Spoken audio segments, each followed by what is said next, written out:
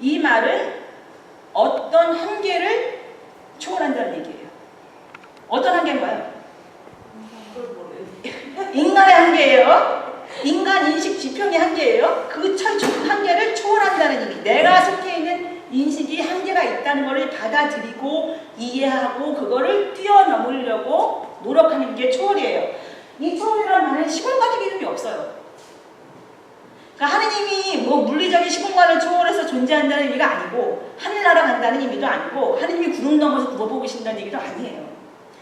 하느님의 초월성이는 인간과 하느님의 관계에서 인간의 한계, 인식 지평을 뛰어넘는 인간의 질서와 관습을 넘어서 하느님께 나아감, 다른 상상의 지평을 건드림, 거기로 나아감, 내 한계를 뛰어넘고 다른 데로 나아감, 이런 도약의 의미예요. 그걸 가능하게 하는 이가 하느님이고 그 하느님께 나아간다는 초월이에요. 하늘나라 간다는 얘기가 아니라. 자, 인간관계에는 그런 초월성이 있어요. 그 하느님이 초월이 가능하도록 우리를 끊임없이 초대하시는데 이거를 신학적으로는 우리 안에 그런 가능성이 있어요. 우리는 그걸 할 수 있어요. 우리는 초월을 할 수가 있어요. 하늘나라 가는 게 아니라 우리는 우리의 한계를 뛰어넘고 다른 상상력을 가질 수 있는 가능성이 있어요. 요거를 원천적인 조건, 이미지 조건, 하나님의 형상, 하나님의 모상이 실현된다라고 얘기를 해요. 그러니까 계시의 초월성이라는 말은 하나님의 계시가 세상 밖에서 뚝 떨어진다는 얘기가 아니에요. 역사적인 시공간을 초월해서 뚝 떨어진다는 얘기가 아니에요. 오히려 인간은 항상 역사와 문화의 제한을 받을 수밖에 없기 때문에 자신의 컨텍스트, 우리 시대의 상황, 우리 시대의 역사를 제대로 알고 그 한계를 인정하지 않고서는 하느님을 상상할 수가 없다는 얘기예요. 그렇지 않고서는 하나님의 뜻을 알 수가 없다는 얘기예요. 하느님의 계시는 성서에 드러난 특별 계시건, 자연과 양심을 통해서 드러난 일반 계시건 예외 없이 시간과 공간의 제약을 받아요. 특정한 문화 영향을 받아요. 전달하는 매개체의 한계 속에서 전달이 돼요. 성서도 마찬가지예요. 성서도 역사적 시공간을 통해서 하나님이 자신을 드러내시는 것을 기록한 거예요. 그러니까 성서를 제대로 알려면은 당시의 시공간의 특수성도 공부를 해야 되고, 여러분들 공부 많이 하시죠? 그리고 그 성서의 메시지가 우리 삶에 무슨 영향을 끼치고 있는가를 알기 위해서는 우리 상황도 잘 알아야 돼요. 성서를 문자적으로, 여기는 뭐 더함교회는 그런 분들이 없으시겠지만 문자적으로 이해한다는 말은 마치 성서의 말씀을 잘 복종한다는 것처럼 그렇게 들리는데 사실은 하나님의 뜻을, 성서에 드러난 하나님의 뜻을 이해를 전혀 못하고 있다는 얘기예요.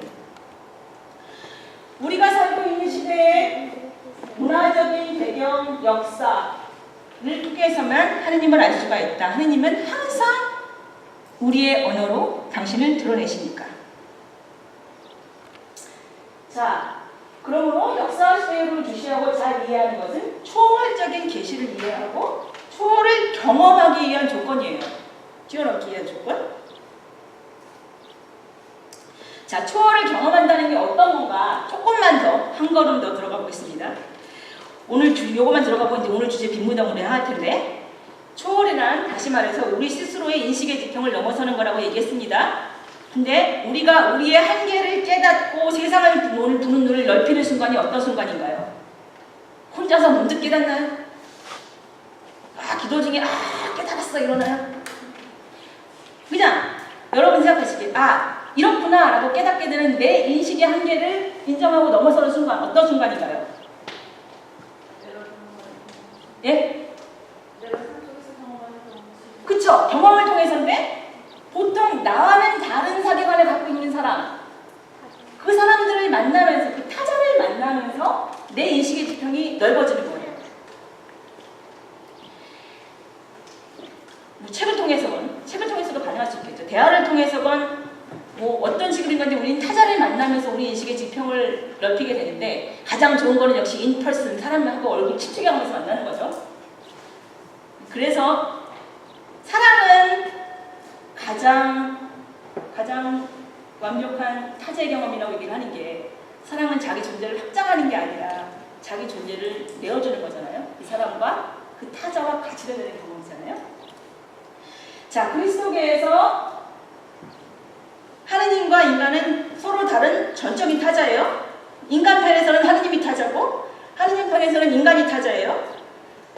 그러므로 스스로 인간이 초월을 경험하기 위해서는 하나님, 타자인 하나님을 만나야 돼요. 그게 인간의 인식의 지평의 한계를 넓힐 수 있는 거예요. 근데 그걸 어떻게 하느냐? 신학성서에서는 그 타자의 만남이 어떤 건가, 초월을 경험하는 게 어떤 건가 아주 눈높이 교육으로 친절하게 우리한테 가르쳐주고 있어요. 그게 뭐냐? 성육 사건이에요. 하느님이 인간의 몸을 입고 인간이 된 사건, 예수 그리스도.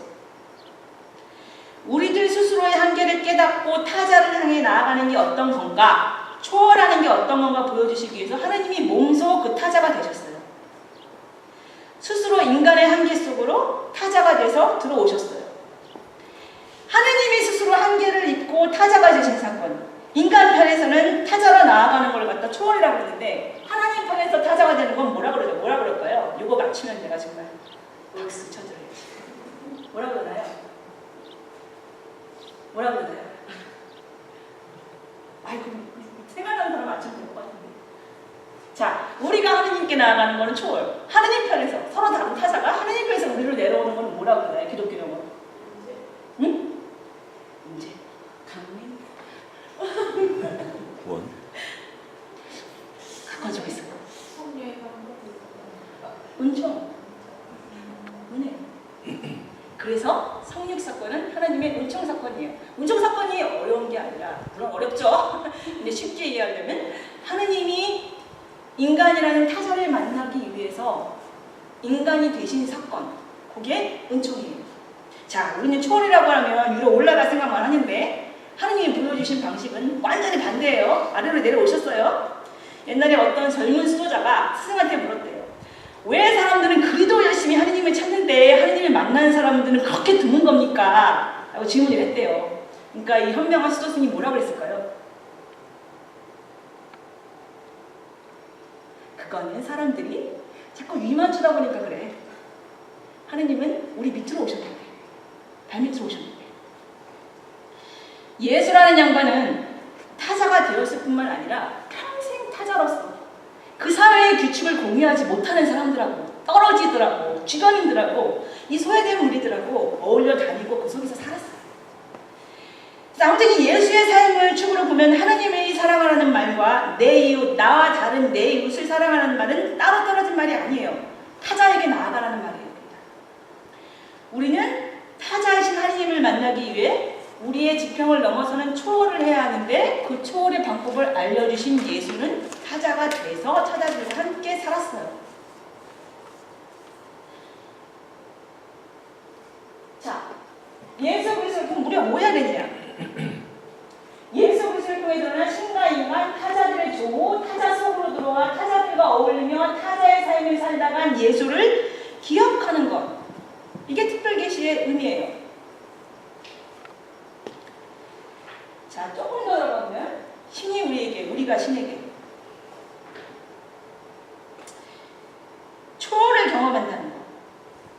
이렇게 타자와 조우하고 서로 닮아가려고 노력하는 것. 하느님께 나아가는 것. 하느님 마음을 갖는 것. 더 나아가서 우리가 하느님이 되는 것. 이거를 초대교회, 그리스도교 초석을 닦은 이 초대신학자들, 교부신학자들, 2세기, 4세기부터 4세기까지 교부신학자들, 뭐 알렉산드라의 클레멘스, 뭐 아타나시우스 이런 신학자들이 있어요. 이런 신학자들은 아예 이렇게 얘기를 해요. For the Son of God became human so that we might become God. 굉장히 레디컬하게 들리죠? 근데 사실은 이게 그리스도교 교리예요. 전통적으로 그리스도교에서 진리라고 가르쳐왔던 거예요. 무슨 뜻인가요? 하느님의 아들이 인간이 되었으니 그로 인해 우리도 하느님이 되리라. 풀어서 얘기하면 하느님의 아들인 예수가 타자가 돼서 인간에게 들어온 것 같이, 여기서 생략된 말이 우리도 예수의 말씀을 따르고 그와 같이 살면 우리 인간도 하느님 마음을 갖게 되리라. 하느님같이 되리라. 그러니까 예수가 그랬듯이 나를 버리고 타자들과 함께, 소외된 무리들과 함께 그들과 더불어 살면 우리도 초월하리라. 우리도 하느님을 닮아가리라. 자, 어떤 신학적 개념들은 이웃종교 가르침을 참고할 때 더 뜻이 명확하게 들어오곤 하는데, 오늘 미선님도 계시니까 이걸 불교의 언어로 얘기하면 뭘까요? 자, 중생이 부처님의 가르침에 적응해서 깨달으면 나와 너의 구분이 없어지고 마침내 부처가 되는 것, 부처를 이루는 것, 이게 뭔가요? 해탈 맞는데 자타일려라는 개념 혹시 아세요? 자타일려라는 개념. 내가 부처가 되는 것, 부처의 길을 깨닫고 부처가 되는 것, 이걸 이해하는 것. 하느님 마음을 갖게 되는 것, 하느님 닮아, 하느님이 인간이 되신 예수 그리스도를 닮아 살면서 하느님 마음을 갖게 되는 것.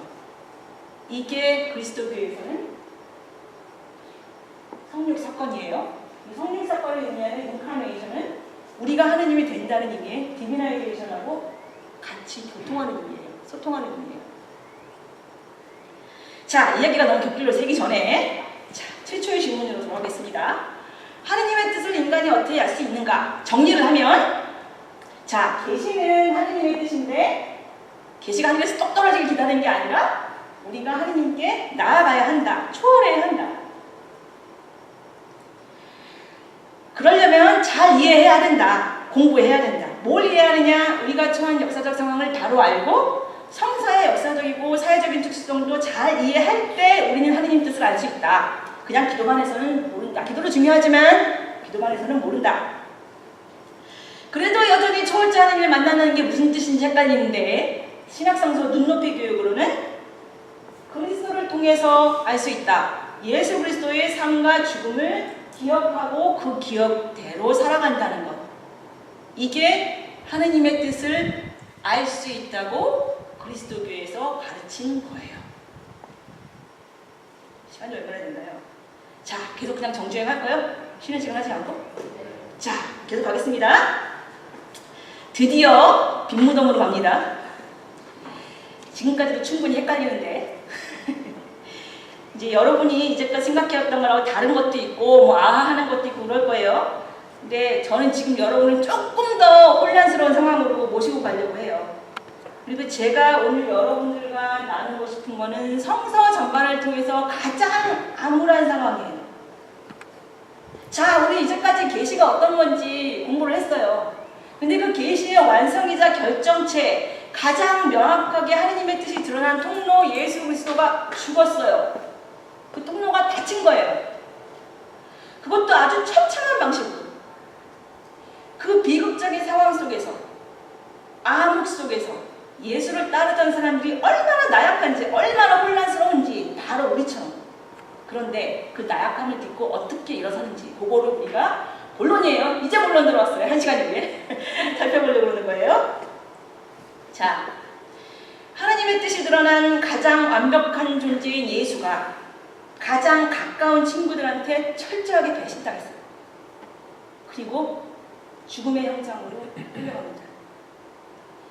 예수 당시에 로마에서 십자가형은 어떤 사람들이 받는 건가요?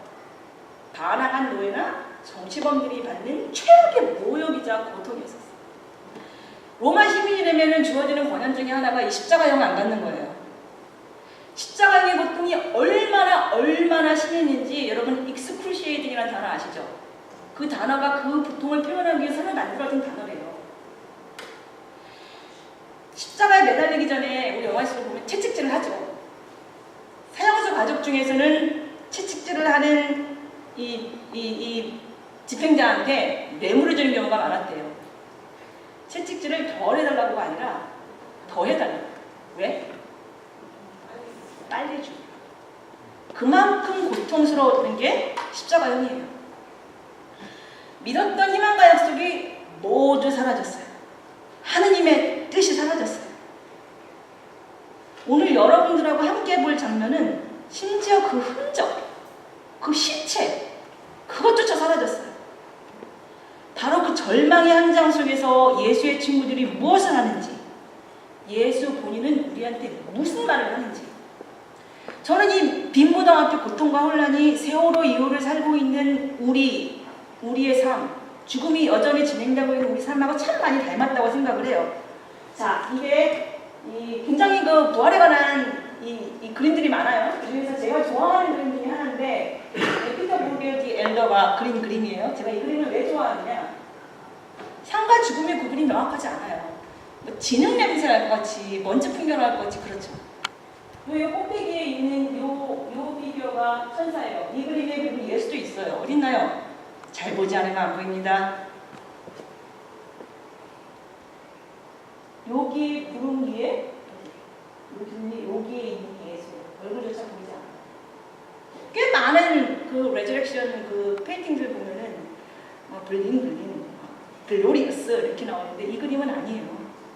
제가 생각하기에는 그 빈무덤과 그 부활의 현장을 굉장히 잘 포착하고 있는 것 같아요. 우리가 알고 있는 것처럼 삶과 죽음의 경계가 분명하지 않았어요. 그 현장은. 예수의 부활 발현설화 직전에 등장하는 빈무덤은 사복음서에 모두 등장해요. 자, 이렇게 사복음서 중에서 저는 여러분과 함께 요한복음 전승을 살펴볼 건데 왜 요한복음이냐? 자, 여러분의 이제 신학생들 기초 상식을 테스트해 보겠습니다. 사복음서 중에서 요한복음이 가장 늦게 쓰여진 책이라는 거 아시죠? 네, 가장 먼저 쓰여진 게 뭔가요? 네, 신약성서 전반을 통틀어서 가장 먼저 쓰여진 건 뭔가요? 바울 서신들입니다. 자, 마가, 그 다음에 마태, 누가, 뭐 거의 동시라고 얘기를 해요. 그 다음에 요한복음. 요한복음이 쓰여진 거는 90년에서 100년 사이. 그러니까 예수님이 돌아가시고 나서도 굉장히 많은 시간이 지난 거예요. 그죠? 기록하는 문화가 있었던 시대가 아니에요. 구전으로 전승되던 시기죠. 그 뒤에 기록이 된 건데 그렇게 되면 굉장히 많은 얘기들이 오갔겠죠. 다른 복음서들, 그러니까 다른 복음 마태, 마가, 누가를 합쳐서 공관복음이라고 얘기해요. 공관복음은 같은 자료를 사용했다는 의미에서 공관복음하고 요한복음 메시지는 조금 차이가 나요. 그만큼 더 얘기가 많이 됐고 사람들의 신학적인 해석이 많이 들어갔다는 얘기예요. 가령 공관복음은 예수가 한 일들을 중심으로 예수의 모습을 담아요. 자, 마가복음에서는 예언자예요. 마태복음에서는 율법 선생이에요. 그리고 누가복음에서는 이적 행사자예요. 이방인들에게 나가시는. 근데 요한복음은 이미 계시자로서의 하나님의 뜻으로서 예수의 정체성을 보여주고 있어요. 메시지에도 조금 차이가 있어요. 공관복음의 메시지는 예수가 선포한 하나님 나라가 대부분이에요. 근데 요한복음 메시지의 중심은 예수의 정체성에 대해서 좀 더 분명히 나와요. 여러분이 많이 알고 있는 생명의 떡, 길이요 진리요 생명이요. 예수가 나는 누구다 이렇게 얘기를 하죠. 그 특징이 가장 많이 드러나는 게 요한복음이에요. 사복음서들 전승이 다 의미가 있는데 다 나름대로 의미가 있는데 제가 오늘 요한복음을 택한 이유는 계시라는 그리고 예수님의 정체성을 통해서 여러분들하고 같이 공부를 하려고 하는 거니까. 자, 빈문학으로 가겠습니다. 어느 분 잠깐 읽어주시겠어요? 주가는 첫날 이른 새벽에 막달라 사람 마리아가 무덤에 가서 보니 무덤 어귀를 막은 돌이 이미 옮겨져 있었다. 그래서 그 여자는 시몬 베드로와 예수께서 사랑하시던 그 다른 제자에게 달려가 말하였다. 그가 주님을 무덤에서 가져왔습니다. 어디에 두었는지 모르겠습니다. 베드로와 그 다른 제자가 나와서 무덤으로 갔다. 둘이 함께 뛰었는데 그 다른 제자가 베드로보다 더 빨리 달려서 먼저 무덤에 이르렀다. 그런데 그는 몸을 굽혀서 삼대가 놓여 있는 것을 보았으나 안으로 들어가지는 않았다. 시몬 베드로도 그를 뒤따라왔다. 그가 무덤 안으로 들어가 보니 삼대가 놓여 있었고 예수의 머리를 싸맸던 수건은 그 삼대와 함께 놓여 있지 않고 한 곳에 따로 박혀 있었다. 아직도 그들은 예수께서 죽은 사람들 가운데서 반드시 살아나야 한다는 성경 말씀을 깨닫지 못하였다. 그래서 제자들은 자기들이 있던 곳으로 다시 돌아갔다. 감사합니다. 표준세 번역으로 갖고 왔어요. 저한국에서 표준세 번역 보신다고 그러는데, 자, 잘 읽어주시는데 그날 상황을 조금 더 풀어서 얘기해 볼게요. 자, 문체로 볼 적에 이거를 원어로 보면 더 좋겠지만 한글로 번역된 걸 보더라도 굉장히 순간보고 혼란스러워요. 그죠? 바로 이틀 전에 제자들은 동료의 배신을 통해서 죄 없는 스승이 잡혀갔다는 현장을 목격했어요. 그리고 그들은 공포에 들려서 뿔뿔이 터졌어요. 그들 대신에, 가장 친했다는 그들 대신에 스승의 뒤를 따르던 여인들이 스승이 무자비하게 매질당하고 고깃덩어리처럼 십자가에 몇 박혀서 숨을 거두는 장면을 목격했다고 해요. 제자들은 소문으로 들었어요. 그들은 그 자리에 없었어요. 숨어 있었어요. 왜? 그죠?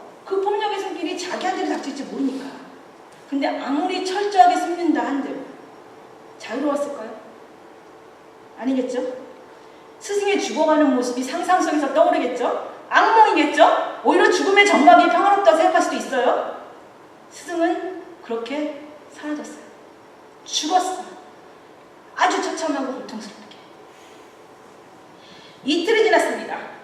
제자들은 스승을 따르던 여인 마리아 막달라로부터 이른 새벽에 황망한 소식을 들어요. 스승의 시체가 사라졌대요. 새벽길을 재촉해서 제자들이 달려갑니다. 베드로와 이름이 나오지 않은 예수의 사랑하시던 다른 제자. 두 사람이 무덤에 도착해서 돌문이 굴려있는 것을 발견했어요. 무슨 일인가 생기고 있는 거죠? 근데 무덤에 들어가는 게 어쩐지 내키지가 않아요. 예수가 특별히 사랑했다는 그 제자는 무덤 앞에까지 갔다가 무덤 안으로 들어가는 걸 포기해요. 이 복음서 기자는 그 주저함, 그걸 아주 예리하게 포착을 해요. 뭐가 불편했던 걸까요? 여러분이 상상하시는 거예요.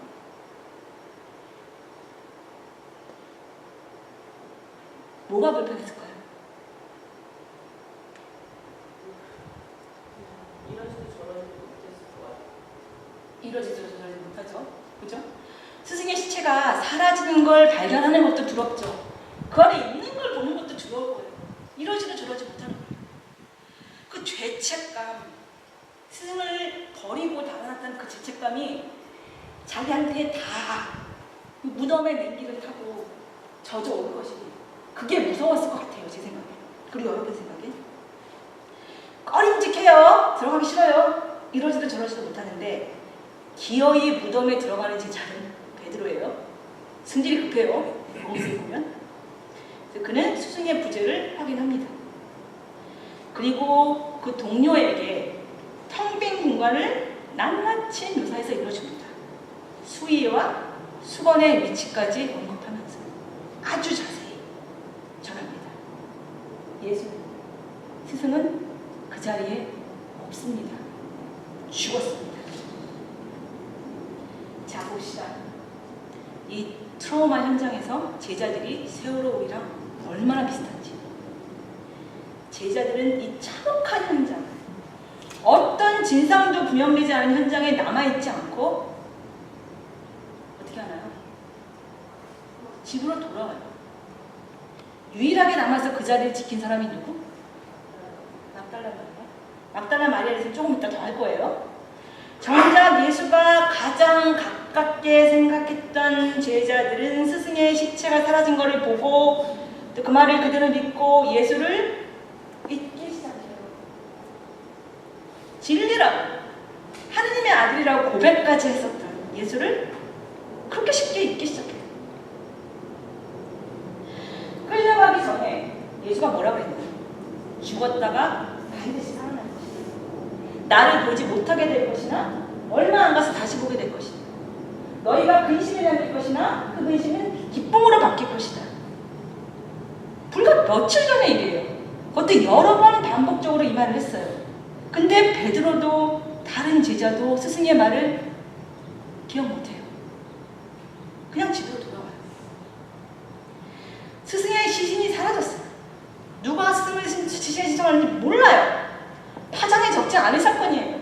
어떤 불의한 세력들이 와서 그러니까 스승이 살아나간 사건의 진상을 밝힐 결정적인 단서가 거기 있을 수도 있는데 아무거든지 기억을 했어야 되는데 되살아나리란 그 말이 기억나지 않았다면은 스승이 아무 죄 없이 죽어갔다는 사실이라도 기억을 했어야 되는데, 아니라면 스승과 같이 지냈던 그 좋은 시간들이라도 기억을 했어야 되는데 아무것도 기억을 못해요. 기억을 포기해요. 왜일까요? 왜일까요? 여러분이 제자의 입장에서 생각한다면. 자포자기. 그쵸.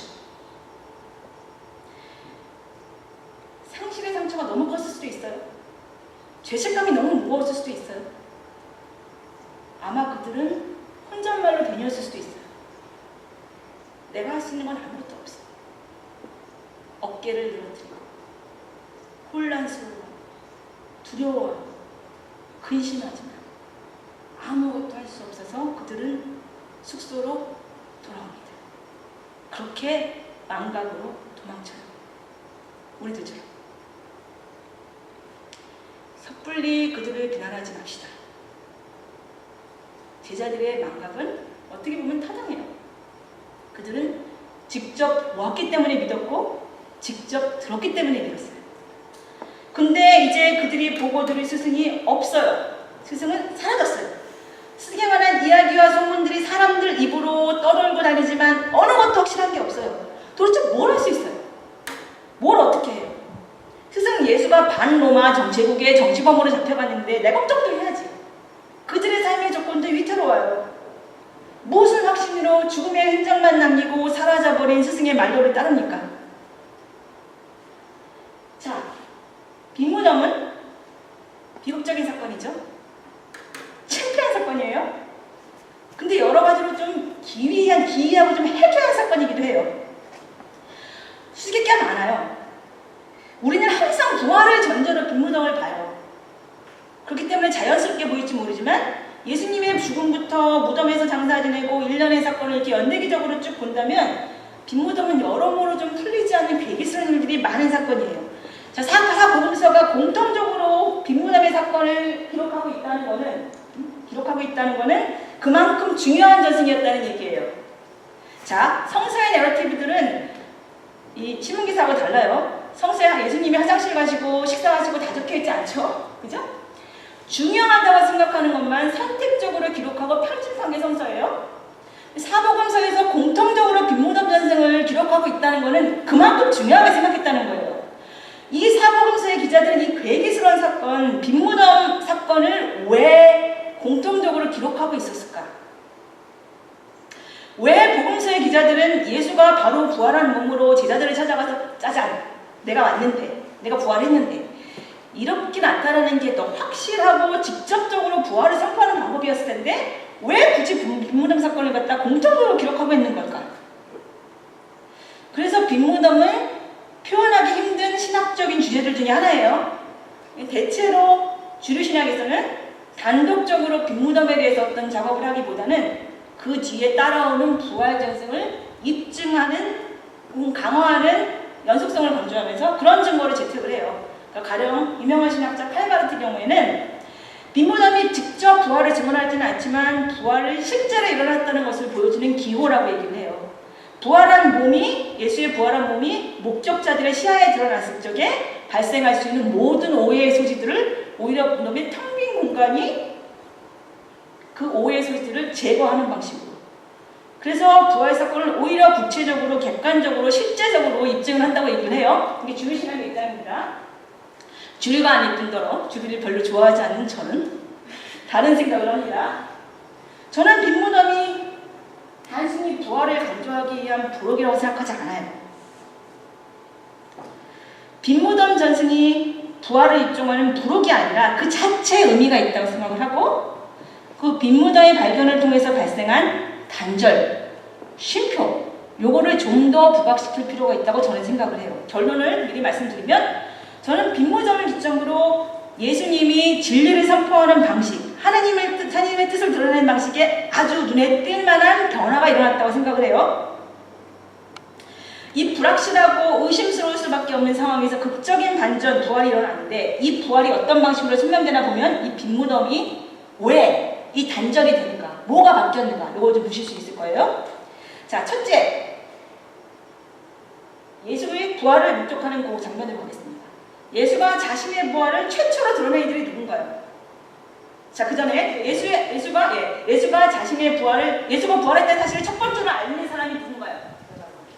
그 전에 어떻게 알아요? 말해요. 천사, 그쵸? 흰옷 입은 젊은이라고 마가복음에서 얘기를 해요. 누가복음에서도 눈부신 옷을 입은 두 사람이라고 얘기를 해요. 그리고 마태와 요한에서는 천사라는 말이 등장을 하기 시작해요. 조금씩 다르죠? 자, 마가복음이 가장 최초의 전승이라고 얘기를 했어요. 그러면은 마가복음을 봤던 최초의 목격자들은 이 사람들이 천사라는 걸 몰랐다는 거예요. 그죠? 왜 흰옷 입은 젊은이에요? 얘 듣보잡이에요. 웬 낯선 사람이에요. 이 그림 제가 좋아하는 그림 중에 하나인데 이 그림 자세히 보면 이 천사라고 표현된 이 흰옷 입은 남자 얼굴이 공포로 질려있는 듯해요. 이렇게 부활이라는 엄청난 소식을 전파하는 게 아니라 뭔가 공포로 질려있는 듯이 보여요.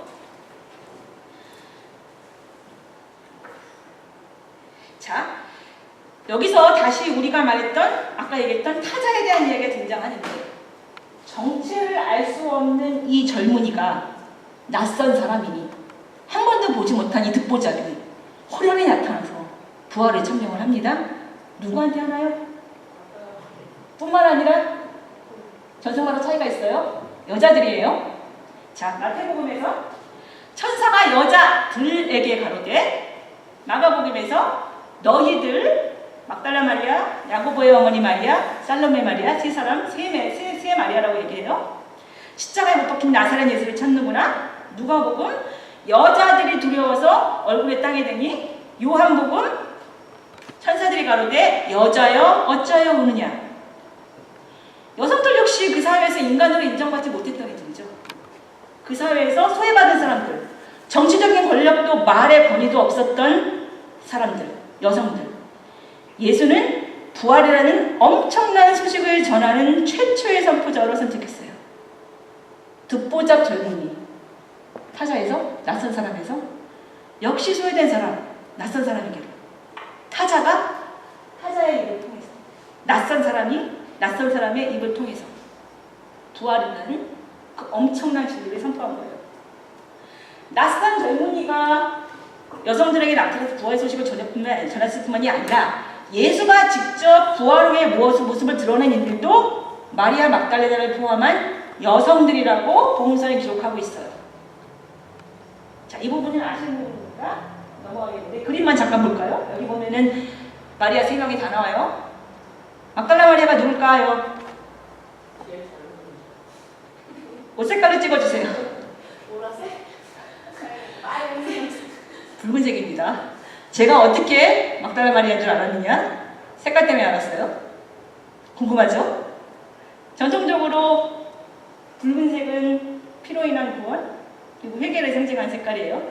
이 막달라 마리아 얘기 시작하면 또 한참 가는데 성서에 나와 있는 인물 중에서 엄청나게 오해를 많이 받고 있는 인물이 또 마리아 막달라예요. 근데 오늘은 거기까지는 갈 시간이 없고 이렇게 슬쩍 떡밥을 던져놓으면 여러분이 여기 또 초대해 주시지 않을까. 자, 요 부분은 넘어갈게요. 잘 알고 있는 부분이니까. 어찌 보면은 예수는 진리를 선포할 첫 번째 책임이 진리의 담지자들이 권위자들이 아니라 지도자들이 아니라 훨씬 쉬웠을 텐데 그랬다면 소외받고 천대받던 이들, 못 믿을 인간들, 소위 마이너리티들에게 있음을 강조하고 있는 듯해요. 바로 우리 같은 사람들. 예수를 따르던 자들 중에 주류 제자들이죠. 믿나요? 안 믿어요. 볼까요? 그러나 그들은 예수의 살아계시다는 것과 마리아가 예수를 목격했다는 말을 듣고서도 믿지 않았다. 그러나 사도들에게는 이 말이 어처구니 없는 말로 들렸으므로 그들은